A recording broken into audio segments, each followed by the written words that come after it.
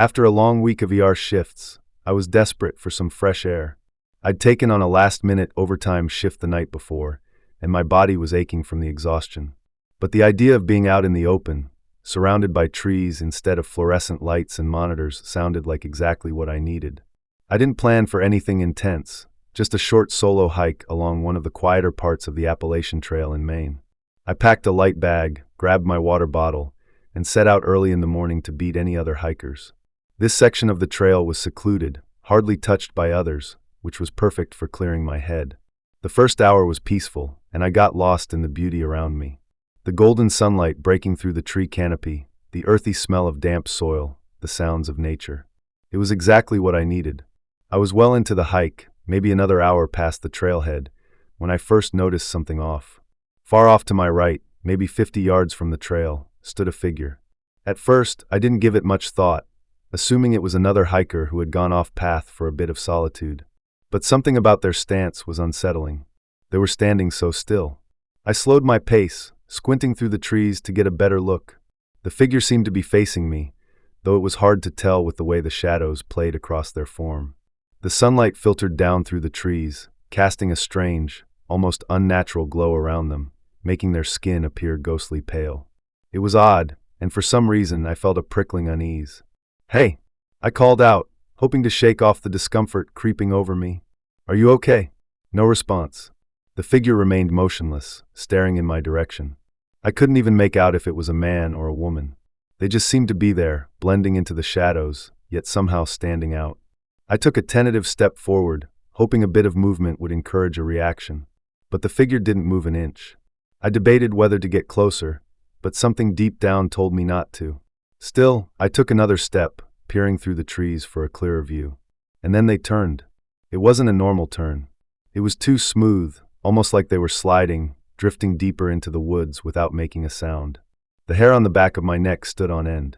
I shook my head, trying to convince myself it was nothing. Maybe they hadn't heard me, or maybe they were just enjoying their own solitude.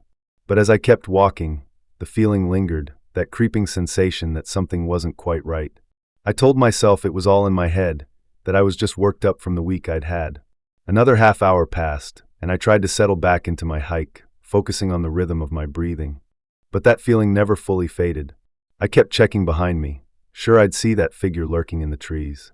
And then I saw them again. This time they were much closer, maybe 30 yards away, standing off to my right. Same pale skin, same motionless stance facing me. I stopped dead in my tracks, a chill spreading through me. How had they gotten ahead of me without me noticing? "Hello?" I called louder this time. "Is everything all right?" Nothing. Not a flinch, not a sound. They just stood there watching. I could feel my pulse quicken as I watched them, waiting for some kind of reaction. I took a step back, my eyes never leaving the figure. And then, just like before, they turned, gliding away, deeper into the woods until they vanished from sight. It was almost as if they were leading me somewhere. I was officially unnerved now. There was something incredibly wrong with this person, and I didn't want to find out what it was. I turned back to the trail, picking up my pace, keeping an eye out for any familiar landmarks that would lead me back to the parking lot. I walked faster, telling myself I was overreacting, that it was just a strange hiker with a weird way of moving, or maybe even someone playing a prank. But deep down, I didn't believe that. There was something too unnatural about the way they appeared and disappeared, like they were part of the forest itself. The trail wound down into a hollow, and as I descended, the air grew cooler, the sunlight dimmer. I had to slow my pace as the path became steeper, but I kept checking behind me. When I reached the bottom, I paused, catching my breath and looking around. The trail was silent, save for the faint rustling of leaves in the wind. For a moment, I thought I'd lost them. But then, in the corner of my eye, I saw it again, just a hint of pale skin peeking from behind a tree. I froze, staring at the spot, but there was nothing there, just shadows and trees. I forced myself to keep moving, quickening my pace, desperate to put some distance between me and whatever that was. Finally, after what felt like a lifetime, I reached a familiar clearing. I was instantly relieved as I recognized the trail marker just ahead. I was close to the parking lot now, maybe 10 minutes away. I practically jogged the rest of the distance. But as I broke into the parking lot, I couldn't help looking back. There, standing just at the edge of the woods, was the figure. They were farther away now, almost swallowed by the shadows, but still watching me.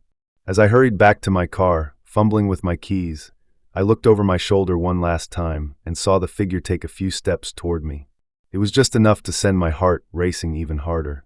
My hands shook so badly that I struggled to get the key in the ignition, and the engine felt like it took ages to turn over. Finally, the engine started, and I sped out of there without looking back. Even now, lying in bed, I can't get that moment out of my head. The logical side of me tries to convince me it was just some lost hiker, but deep down I know better. I haven't been back to that trail since, and I can't shake the feeling that whatever I saw wasn't supposed to be there, and it certainly didn't want me there either. If I'd hesitated a moment longer, if I hadn't managed to start the car, well, I don't want to think about it. One thing's for sure, whatever was out there, it wasn't something I'd want to meet again. Story number 2. I'd been organizing this Appalacian Trail hike for quite a few months. This trip was meant as my getaway after a long, exhausting school year. As a teacher, I get that precious summer break, and every year I try to do something different. This time it was the trail. I wanted to lose myself in nature, maybe clear my mind before the chaos of the next school year hit. And hey, the chance to say I'd hiked part of the Appalachian Trail sounded pretty great. In the first few days, I was covering a few miles each day, pacing myself and enjoying every bit of the wilderness. Every now and then, I'd come across another hiker, but mostly it was just me, my backpack, and the trail. At night, I'd set up my little tent, read a bit, and drift off under the stars. It was peaceful, just like I was stepping back in time to a place where everything was simpler. On the third day, I came across a narrow, unmarked trail off to the side. It was tucked between two large trees, with branches arching overhead, almost like a doorway. I wouldn't have even noticed it if I hadn't stopped to adjust my pack. The trail didn't look like part of the main route, but I couldn't help myself. Curiosity got the better of me. I figured it was maybe a shortcut to a viewpoint or something worth checking out. I mean, I'd come all this way to explore, right? As I started down the side trail, the dense forest seemed to close in around me. It was quieter here somehow. The canopy was thicker too, blocking out most of the sunlight, but I convinced myself it would open up soon, and that I'd get to a nice view, maybe even a clearing. A few minutes in, I started to realize the trail was getting narrower. The trees on either side felt like they were closing in. Bushes crowded the path, forcing me to duck and sidestep around branches. The packed dirt underfoot turned to patches of mud, with odd roots poking out like tripwires. About half an hour into the trail, I began to second-guess my decision. It didn't seem to be leading anywhere, just winding deeper into the woods, becoming less defined with every step. I'd noticed it earlier, but now it was undeniable.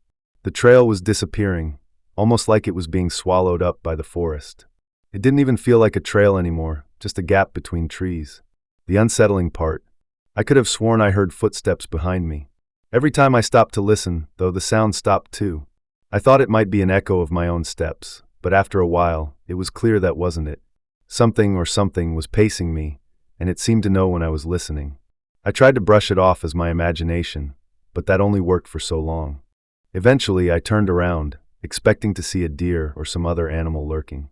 But there was nothing, just trees and shadows. I took a deep breath and kept moving, forcing myself to focus on finding a way back to the main trail. I'd had enough of this little detour. After about an hour, it hit me that I was completely lost. I'd been trying to retrace my steps, but everything looked the same. Trees, bushes, shadows. No landmarks. No clear path. My phone had no service, and the GPS was as confused as I was. Every time I thought I was back on track, I'd come across the same fallen log or twisted tree, like I was going in circles. The footsteps started up again, and this time they didn't stop. I could hear them clearly, crunching through leaves, snapping twigs. They'd get closer, then fade away, only to start up again a few minutes later. I shouted out a few times, hoping it was another hiker, but there was no response. Just that eerie silence, broken only by those steps. Panic started to set in. I was miles from the main trail, hours from anyone who might hear me if I called for help. And the daylight was fading. The last thing I wanted was to be stuck here overnight, especially with whatever was out there watching. I kept moving, though.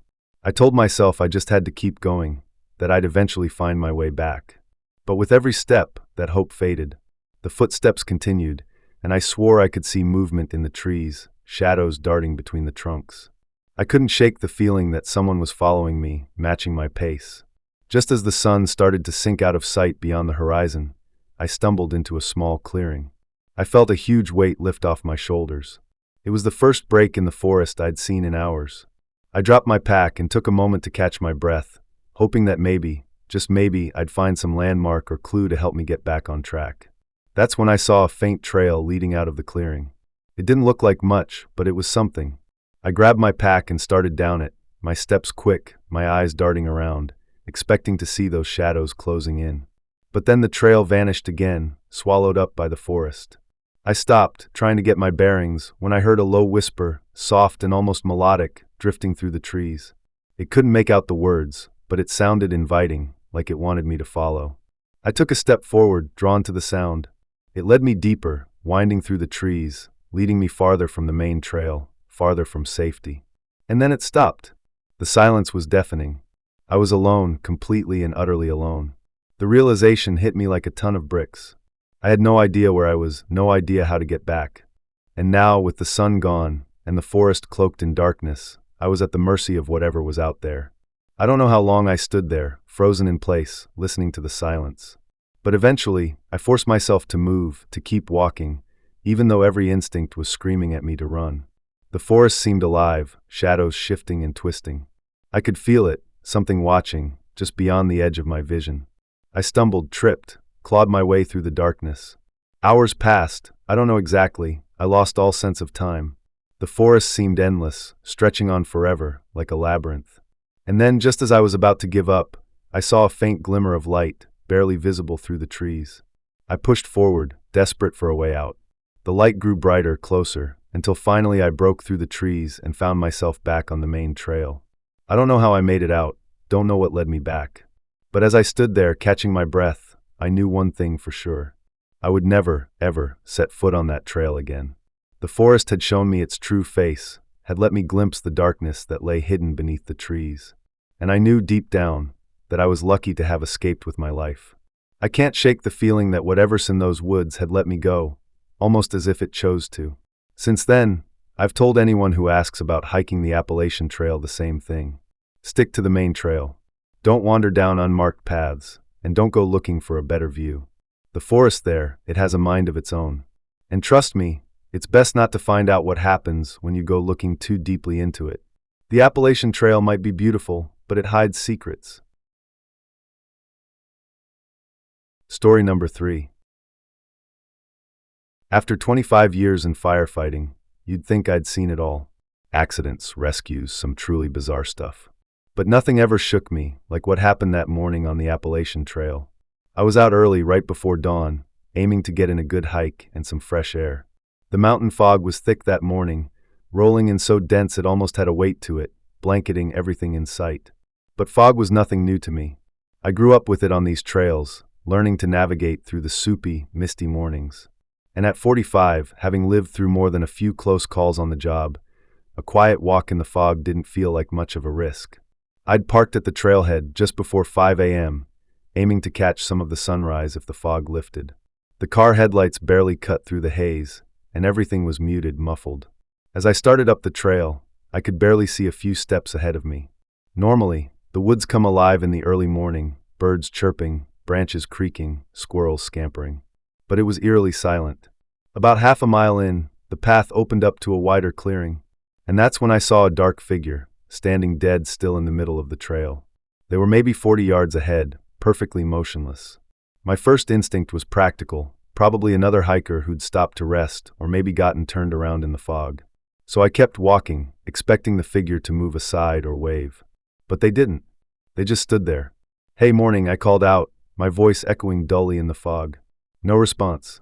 I stopped, squinting through the mist, trying to make out any details. They were too far to see clearly, just a silhouette. A tall, slim frame, head tilted slightly, as if looking right at me. Something about it was off. They didn't shift or fidget, just held perfectly still. I hesitated, debating whether to get closer or turn back. But I brushed it off, assuming they were maybe lost in thought or, who knows, listening to something with headphones in. I took a couple more steps forward, then stopped again, watching. Still nothing. "Everything okay up there?" I called out again, louder this time. Silence. The fog shifted a bit, thinning just enough that I got a better look. The figure wasn't facing me directly, but rather had its head turned slightly to the side, like they were listening, waiting.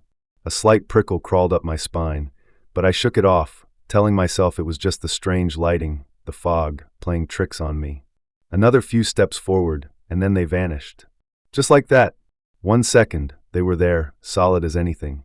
The next, the fog rolled over, and they were gone. Now, I've seen fog do funny things. It can distort, make shadows shift, even make it look like things are moving when they're not. But this was like nothing I'd ever experienced.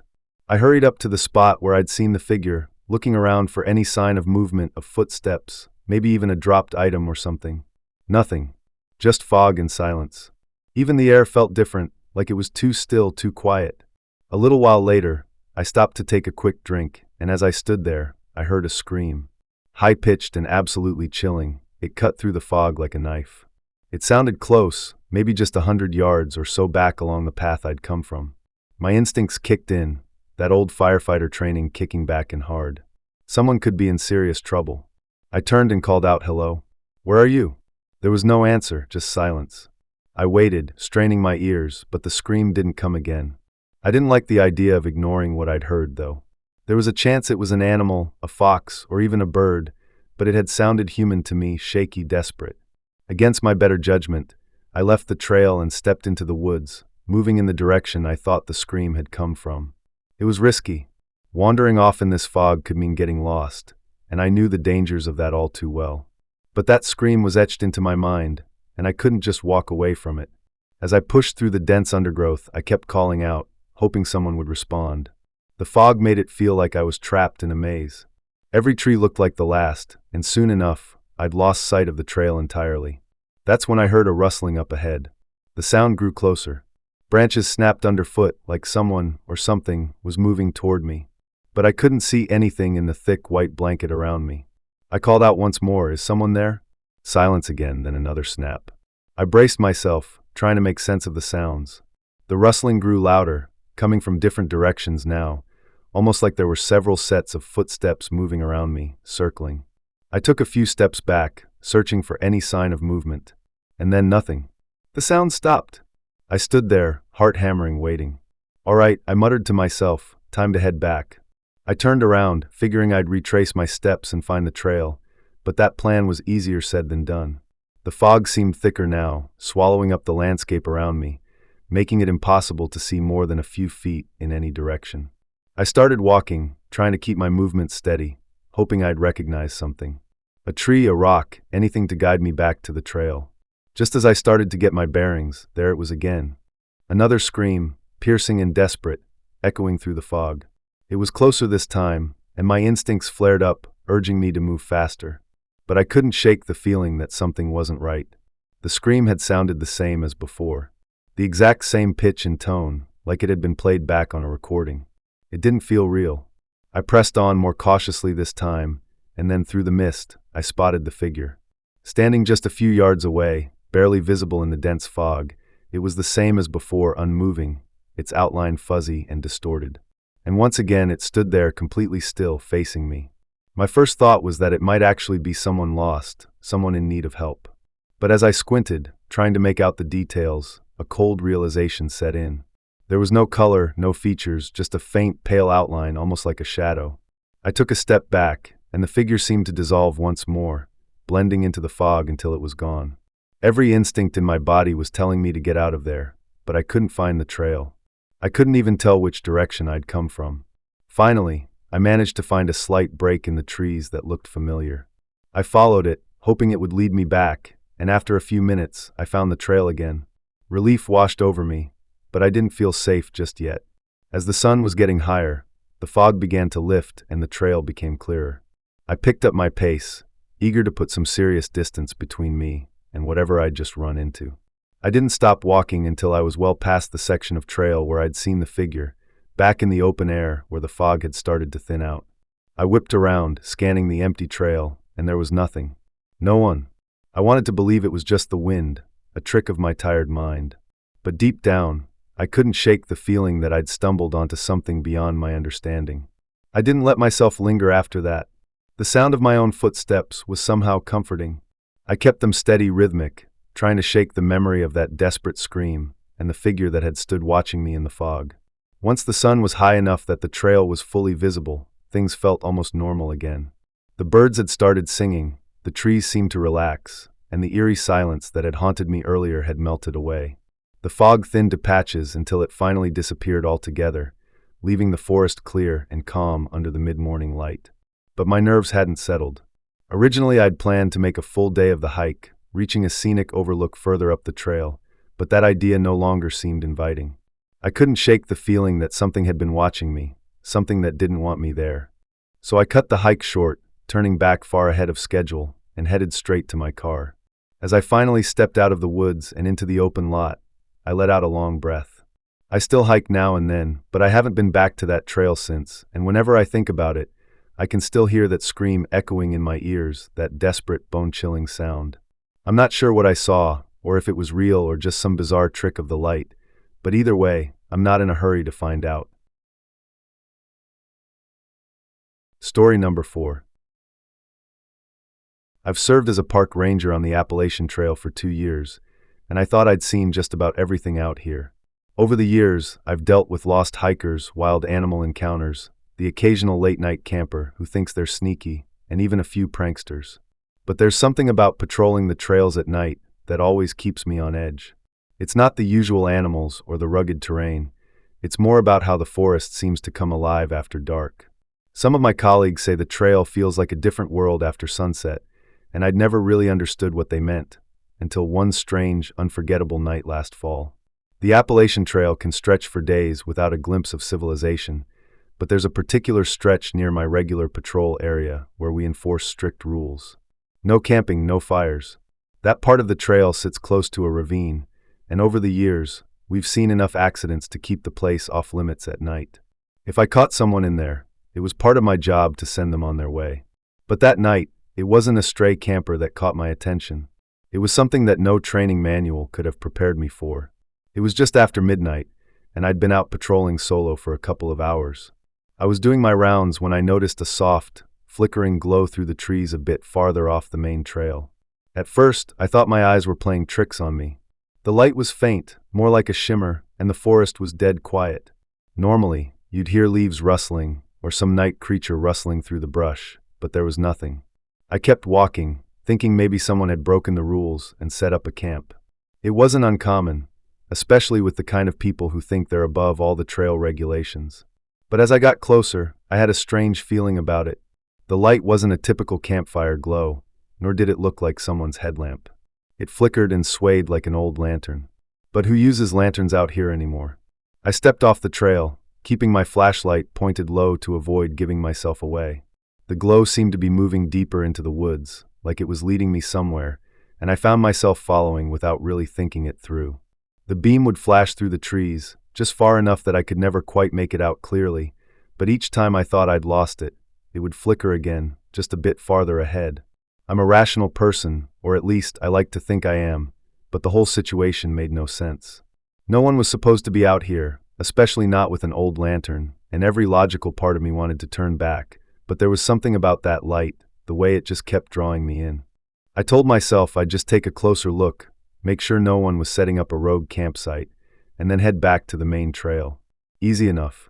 As I got deeper, the air felt denser, heavier somehow. My breathing sounded too loud in the silence. It felt like I was being pulled along, and then suddenly the light disappeared. I stopped right where I was, scanning the trees, wondering if maybe whoever it was had finally noticed me and turned their lantern off. But as I stood there listening, I noticed another strange thing. There wasn't a single sound around me. No insects, no breeze rustling the leaves, nothing. It was like the whole forest had gone silent. I kept walking, slower now, straining to see or hear any sign of life. Then as suddenly as it had disappeared, the light flickered back on. Farther away this time, almost as if it was testing me, seeing if I'd keep following. I hesitated, but I'd already come this far. The ranger part of me, the one that always had to know the answers, won out over any lingering fear. I needed to see what was going on. The closer I got to the light, the more the forest seemed to close in around me. Branches seemed to stretch out of nowhere, brushing against me. The underbrush grew thicker, and I had to move carefully, stepping over roots and ducking under low, hanging limbs. Then, without warning, the light stopped moving. It hung there, suspended in the darkness, flickering faintly like an invitation. I stepped closer, trying to stay calm, but just as I got within a few yards of it, the light blinked out again, leaving me standing in pitch black. The sudden darkness made my heart jolt, and I quickly turned my flashlight on full beam, sweeping it through the trees, hoping to catch a glimpse of whoever or whatever had been holding that lantern. Nothing. Just empty trees and shadows. I muttered to myself, trying to keep my cool. "All right, whoever you are, you got me." My voice sounded too loud in the stillness, but there was no reply. I figured I'd give it one last scan before heading back, so I took a few steps forward, turning in a slow circle as I swung the flashlight. But as I was about to head back, a faint glint caught my eye. I took a step closer and froze. In the beam of my flashlight, hanging from a low branch just a few feet away, was an old, rusted lantern. It looked ancient, something out of another time, with glass panels covered in grime and a handle that looked like it hadn't been touched in years. There was no sign of the person who'd been carrying it, no footprints, no broken branches, nothing to suggest anyone had even been here. The lantern just hung there, swaying slightly as if caught in a gentle breeze. Only there was no wind. I don't know how long I stood there, staring at that lantern hanging from the branch. My whole being was telling me to get out of there, but I couldn't bring myself to turn my back on it. My duty as a ranger held me there, rooted to the spot. I was terrified. Every shadow around me felt like it was closing in, but I couldn't ignore the safety risk. The thought of an unattended flame in the middle of these woods kept me from walking away. Reluctantly, I took a few steps closer and reached out to grab the handle. The lantern was heavier than I expected, cold and rusty to the touch. With one last look around, I twisted the knob to put out the flame, plunging everything into darkness. I quickly set it back on the branch, wiping my hands on my pants, and started backing away. As I made my way back to the main trail, every few steps I'd look over my shoulder, expecting to see that eerie light flicker back to life behind me. By the time I made it back to the main path, dawn was just starting to break. I don't think I've ever been so relieved to see the sun creeping up over the horizon. I didn't tell anyone about the light right away. I wasn't even sure what to say, and I figured no one would believe me. But the whole thing just gnawed at me. The next day, I went back out to that part of the trail, trying to find any evidence that someone had been camping or hiking out there. But there was nothing. No fire pit, no trash, no footprints. Just an empty stretch of forest that looked like it hadn't seen a person in years. I still work that same area, and I keep my night patrols, though I've never seen the lantern again. But every once in a while, when I'm out there alone in the dark, I'll catch a flash of light through the trees. Just a glimpse, a flicker, as if something's still out there, waiting for me to follow. And now, whenever I see a glint or a shimmer deep in the forest at night, I keep my distance. I tell myself it's just the reflection of my flashlight, or maybe another ranger. If these stories made you second-guess your next hike, hit that like button and subscribe for more real-life horror. And remember, on trails like these, trust your instincts, because sometimes the wilderness watches back. Thanks for watching, and I'll see you in the next video.